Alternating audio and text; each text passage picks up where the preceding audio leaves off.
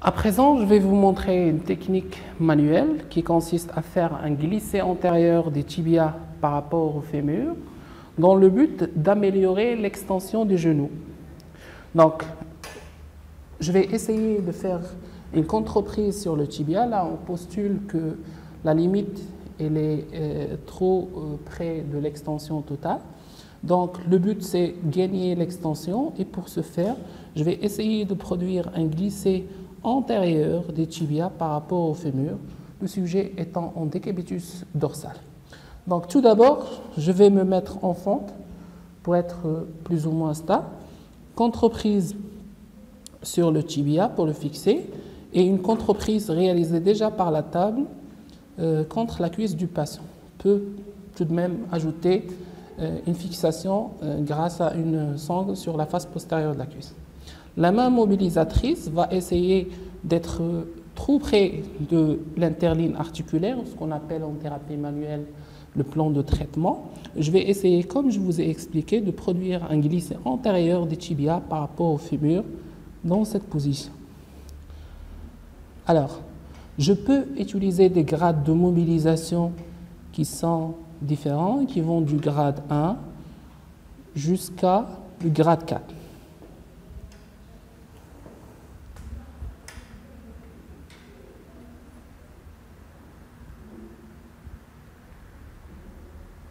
Bonjour, je vais vous présenter à présent une technique dite de trigger point ou point gâchette sur le muscle en tension.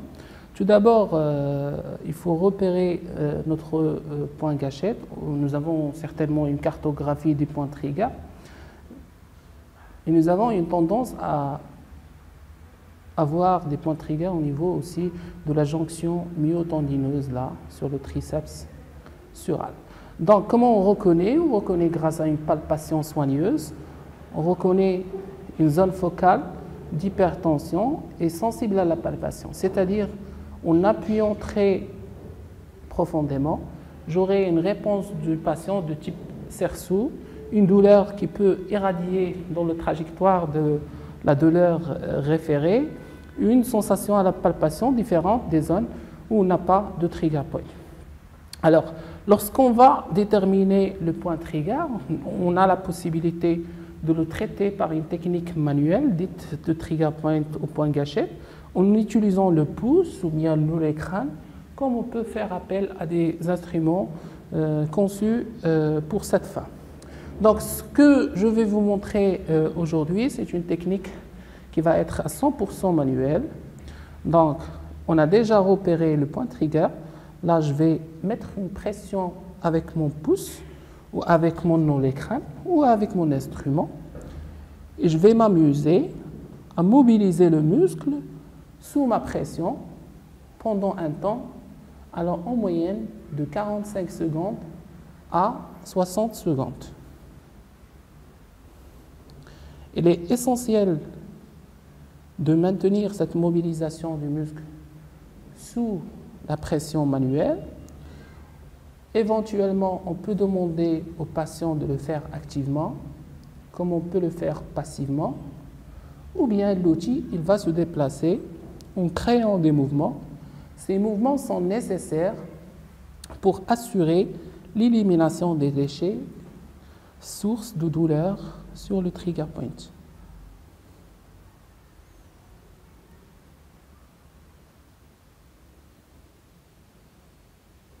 On va reprendre la même technique, mais cette fois avec instrument. Là, au lieu de mettre le pouce et faire mal au niveau de son interphalangienne du pouce, on peut utiliser un instrument qui va nous donner possibilité, un bras de levier de plus, si vous avez mal au doigt, de prendre correctement et de mettre pression. Et en plus, c'est intéressant à ce que cette mobilisation produite par le patient ou par le kiné ne soit pas produite par le muscle va rester comme il est, dans la longueur donnée par le kinésithérapeute. Et là, c'est l'instrument qui a tendance à glisser. Et vous remarquez ces petites têtes destinées à traiter les points trigger vont imiter le mouvement fait par le pouce. Donc, si vous voulez soulager l'appui sur vos doigts, on peut utiliser des techniques de type instrumental, mais le concept est le même. Soit vous gardez la pression en continu, soit vous ajoutez des petits mouvements, ou soit vous ajoutez un mouvement du muscle. Je vais vous montrer une technique à présent qui va concerner la composante muscle et fascia, donc myo-aponeurotique, en utilisant l'outil knife. Donc tout d'abord, je vais demander une contraction, relâche, je vais demander une contraction résistée du muscle, vas-y, pour déterminer si je suis bien dans le sillon intermusculaire. Je vais relâcher le triceps sural par une petite flexion du genou. Comme vous savez, les gastrocnémiens sont biarticulaires, donc ils vont être relâchés par une flexion du genou. Après, je vais essayer de mettre knife retourné dans le sillon entre le gastrocnémien médial et le gastrocnémien latéral. Et je vais ajouter une petite pression de précision avec mon pouce, mon index et mon majeur de la main contralatérale. Et je vais essayer de créer de l'écart entre les deux chefs. Je peux utiliser évidemment l'autre main comme contreprise pour être sur une technique strictement faciale, comme ça, jouer dans le sillon. De la même façon, je peux utiliser ce knife comme tout à l'heure pour faire des points trigger, mais ça va être moins confortable que l'outil de tout à l'heure ou que le pouce du patient, du kinésithérapeute.